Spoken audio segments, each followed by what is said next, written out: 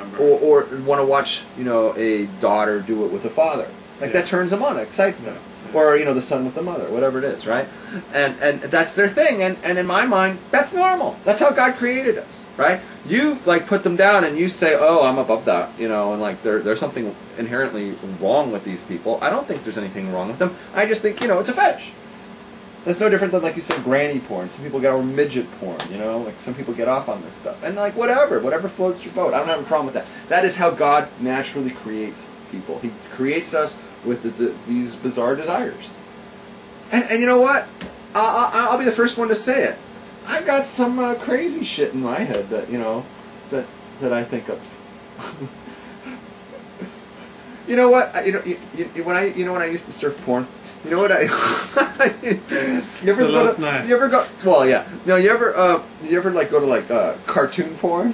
No, I've never been. Oh, some of the craziest shit is over there. Like they take cartoon characters that everybody knows, and they have them do it with each other, and it's hilarious and it's funny. I think it's more funny than erotic to me. But I don't think I can really get off looking at Scooby-Doo do it with somebody. But it's just like these are the kind of crappy things that go in my head. I posted about this once on Facebook. A lot of times I'll be just sitting alone in a restaurant, a kosher restaurant, and I'll see couples walk in who are really from. I'll try to imagine them doing it and stuff. Is that creepy? No, that's red-blooded, wholesome, all-American. Thank you. Thank you. What?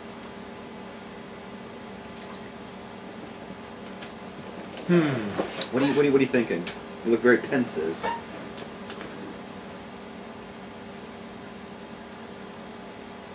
I think you can make an imprint on the Yetzer Hara. For instance, I was learning in Daf Yomi the other day that if a Jew tells you he worshipped idols, you don't believe him unless you have reason, unless you have evidence to believe that he actually did. Because worshipping idols is so repellent to the Jewish nature nowadays. And so I think in most people, prospect of having sex with one of their own family members is repellent because we've kind of ingrained that. And it used to be that way towards homosexual sex as well, and maybe even adultery in some communities. So you can affect the Yetzer Hara, but it's never a clean and a total victory. It's like a community can develop norms and can raise kids so that, generally speaking, they do not want to have sex with their family members. Right. In other communities, they're much more relaxed about this. Right. Like you go to a lot of rural communities, they're much more relaxed about bestiality. True. Which kind of I grew up in a kind of a country area. That kind of freaks me out. Classmates were getting it on with animals. Right. Yeah. And that's not generally a Seventh-day Adventist value. I've never had a hard-on for a duck. That kind of grosses me out. But I know that it's done. I know you go to Nebraska, Iowa, it's everybody's done it. Kind of freaks me out. I remember this book about like gay men recalling their rural childhoods and their liaisons with animals. Yeah, isn't that where syphilis came from? Something like that. I mean, that's I think cysts on the gonads. I think it came from syphilis came from, and I think also HIV originally came from that. If I remember correctly, 30 years ago, it came from that. That was where it came from. And cysts on the gonads. That's okay. A very classic sign of. Yes. Well, I heard that it comes from incest. Yeah. Okay, go ahead. Yes. I'm gonna throw up. Okay, Deuteronomy chapter 4. I gotta tell you something. Yeah. One more thing. I'm just gonna throw in on the subject. Yeah. Okay. So, I'm doing this clinic. Did I tell you about this? Mm-hmm. I mentioned this before, where I'm a guinea pig for they're giving you antidepressants. It's anti-OCD medicine, actually. Yeah. It's OCD medications, right? Right. And I go in, and so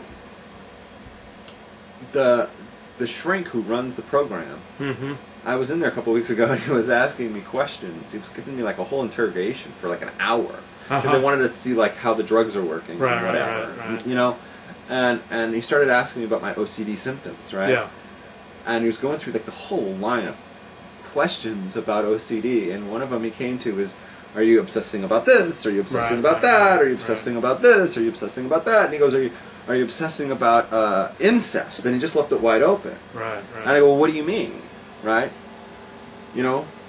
And he goes, well, I don't know. The question here just says, are you obsessing about incest? Right? I go, well, you know, there's a big nafkamina, there's a big difference. Like, if you're asking me, like, am I obsessing about banging somebody in my family, answer's going to be no. Right? But if you're saying, like, you know, do I spend any time, you know, thinking about, you know, other people doing it with their family, the answer this might be a little different. So I just wanted to say that. You know, I think it's, in my mind, it's a little bit different to have an attraction for somebody in your own family than to picture two other people in their family doing it. Does that make sense? Yeah. Yeah. I think we're a little bit more okay with that here. Deuteronomy chapter 4 verse 6, observing the Torah is supposed to make you look smart to the Goyim. For quote, it is to be your wisdom and your discernment in the eyes of the peoples. So how the Goyim look at what you're doing is important. 2 verses later, I dig how Moshe boasts about how close God is to the Jews. Like it, you know, oh, what people is there who's like so tight with Hashem? Kind of seems kind of tribal, doesn't it? Seem very sophisticated, isn't God close to everyone who calls upon Him? Let me ask you a question. How many nations how many peoples did God pull out of slavery from one place to another? How many people did He give the Torah to? How many people did He, make all these promises for the future to? I'm waiting. Well, He gave black people an ability to sports that most other people don't have. Like Deion Sanders was just inducted to the Hall of Fame. I think he was probably the greatest athlete ever.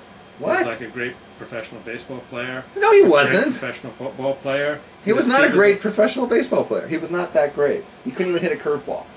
He hit like over 370 in the postseason. He like stole multiple bases. I don't think he in the postseason, and he was the key to both the 49ers and the Cowboys winning Super Bowls. I think he was overrated. I think he was an average baseball player. He was good in football, but he was an average baseball player.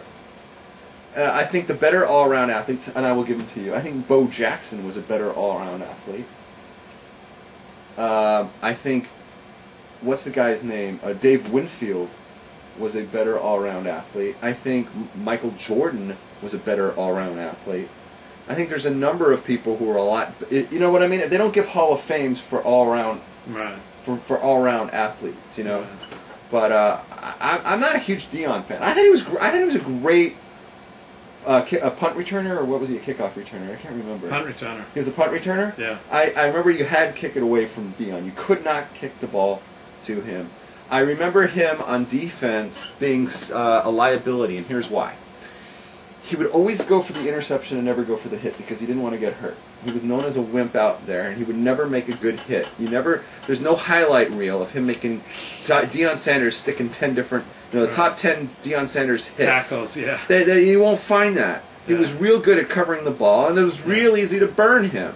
You know, the reason why he had to play on Dallas and the 49ers is because guys like Aikman and the quarterbacks on 49ers would burn him every time. You get a good quarterback can burn Deion every time because he's going to go for the ball and he's not going to cover the man. I'm not a huge Deion fan, so I know you like him because he was on Dallas. Anybody who's on Dallas becomes divine. Deuteronomy chapter 6 verse 7, you shall teach them diligently to your children. Your students are considered your children. True. And you know what that means? Where is it? Yeah, let me do it.